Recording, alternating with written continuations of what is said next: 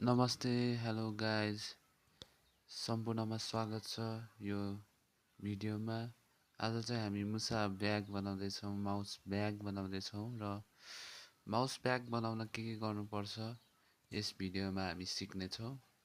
र सुरु गरौँ है त। फर्स्टमा चाहिँ मुसा ब्यागको लागि चाहिने सम्पूर्ण सामानहरू काटिसकेका छौँ।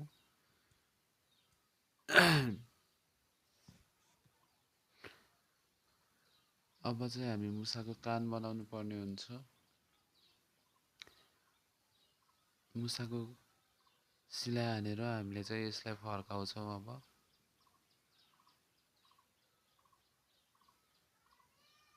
कान रेडी भएको छ र माथिको पाटामा चाहिँ चेन हाल्नुपर्ने हुन्छ। हामीले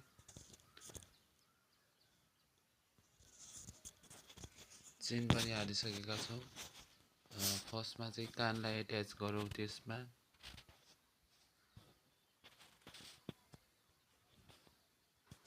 कान एट्याच भएपछि चाहिँ हामीले मुसाको नाक हाल्नुपर्ने हुन्छ।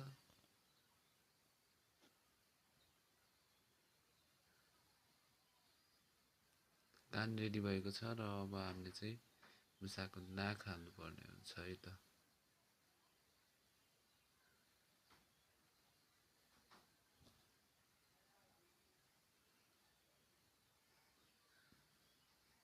मुसाको नाक हालेपछि चाहिँ अब चाहिँ हामीले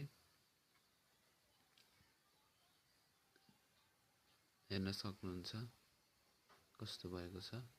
र अब चाहिँ हामीले तल्लो पाटामा चाहिँ पुच्छर जोड्नु पर्ने हुन्छ मुसाको है त।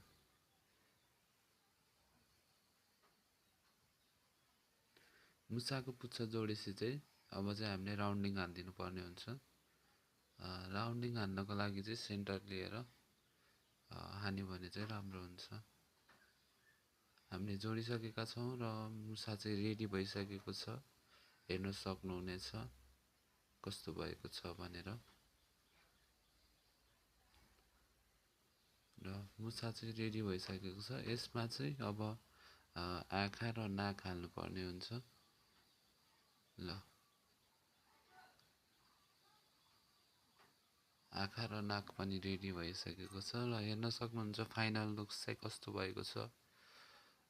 यदि तपाईँहरूलाई यो भिडियो मन पर्यो भने लाइक गर्न सक्नुहुन्छ, कमेन्ट गर्न सक्नुहुन्छ र यो च्यानलमा चाहिँ यस्तो भिडियोहरू चाहिँ आइराख्नेछ। धन्यवाद।